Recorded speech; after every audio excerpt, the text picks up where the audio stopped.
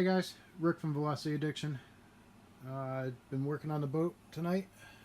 I got my Giant Power 5000 milliamp 6 cell packs, 70 to 140C, and they're on my iMars charger. I gotta get a better charger. That thing is screaming at the moment. We hooked them up in the Zelos, tested out the electronics. Everything's working good. Speed controls, I tried to program them with the radio, like the directions said. It's too much of a pain in the ass. So I'm gonna wait. I got a programming card already on the way. I'm gonna wait until that gets here. But we put offshore electrics 8mm spark arrest connectors on the battery and on the boat. It was a little bit of a pain in the neck on the boat because there wasn't enough wire on there to actually get the built-in shield on the back of it on there. So I just had to shrink wrap it. Was using the 12-volt power supply, but it wouldn't let me charge anything over an amp on the iMars, so I'm not quite sure what's going on. I may have to look into that a little bit more. So I had to go back to the Rivergate. I'm gonna do a test and see if I can run the iMars off of the 24-volt power supply. It's rated to 18 volts on the charger, so I'm not quite sure what's gonna happen. I'm gonna wait a couple weeks so that I have enough money in the bank to buy a new charger that'll run on 24 volts if something happens. And I got the Mobius out. This was I'm not quite sure if it works anymore. I was wearing it during my motorcycle accident, so trying to find the USB cable for it, charge it up, and see if I can get it to work. But I was thinking I might just tape it to the deck of the boat with double face tape while we do the maiden runs. Just if it falls off, it falls off. It's served me well for as long as I've had it, and it's cheap enough I can replace it if I have to. But I think I'm discharging the packs now to put them in storage mode. I charged them up for the first time tonight. Took a little over an hour with this charger because I could only charge at 1 amp. So, and the box is sitting over there. I didn't work on it at all tonight. It's probably going to sit for a little bit while I get the boat ready. It's not like I can charge it out in the field anyway. I'm going to have to charge packs here and bring it over to the lake and run it and come back and recharge packs if I want to. I only have two 6S packs. The boat runs on 2 6S packs, 1 6S per ESC.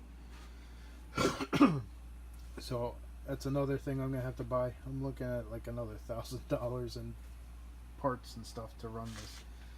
I want to get another pair of 6S packs. These are the graphene packs.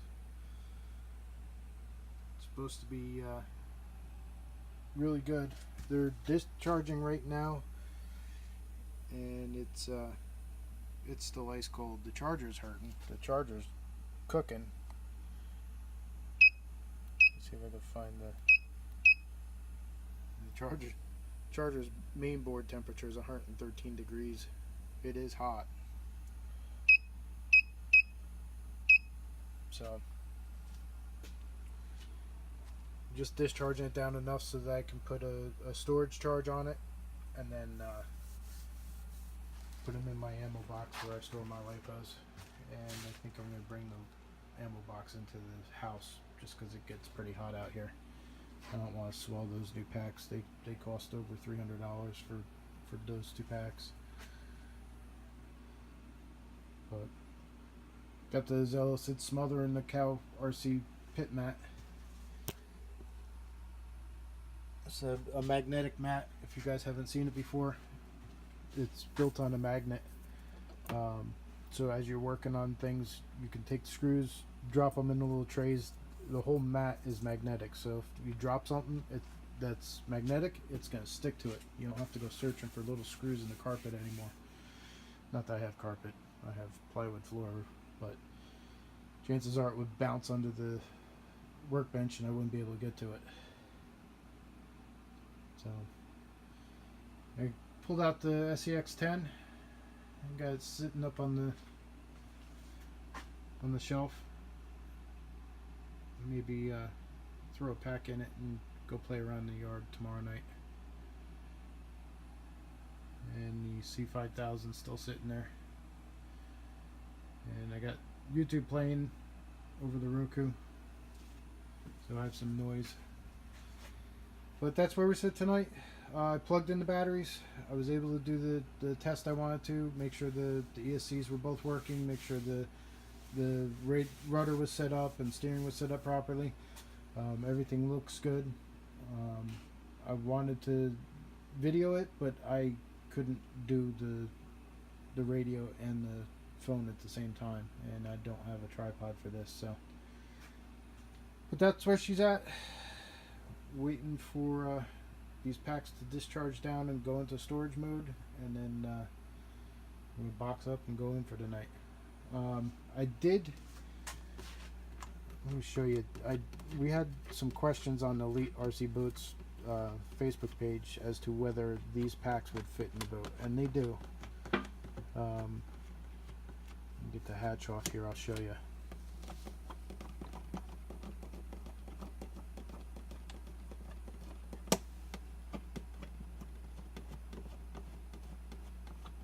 They will fit in both directions on the boat. Put the hatch up here.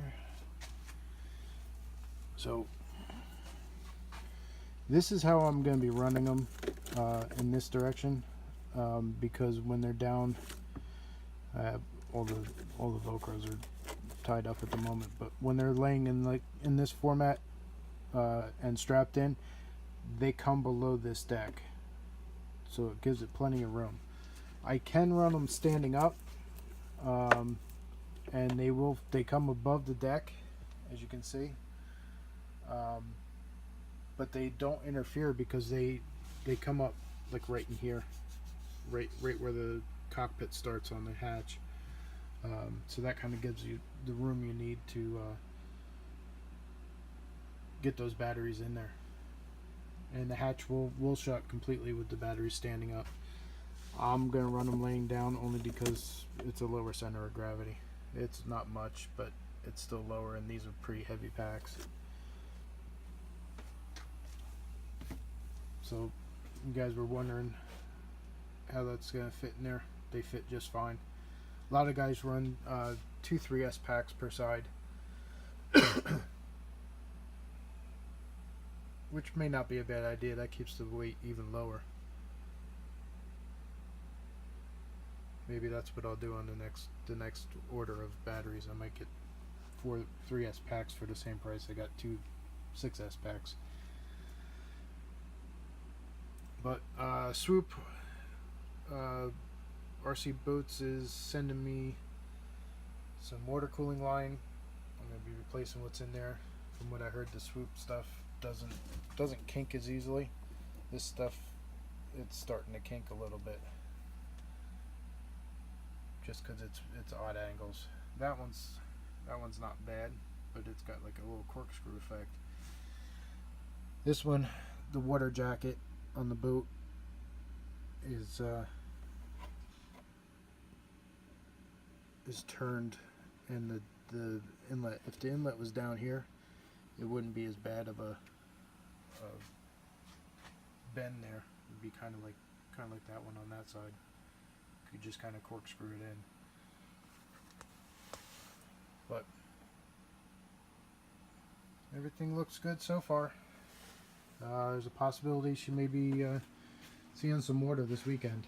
We'll see. Probably Sunday, from what I'm hearing from the other guys that want to go run with me. So hopefully we have a good outing with it and nothing goes wrong. But there's always something that goes wrong. Alright guys, that's it for now.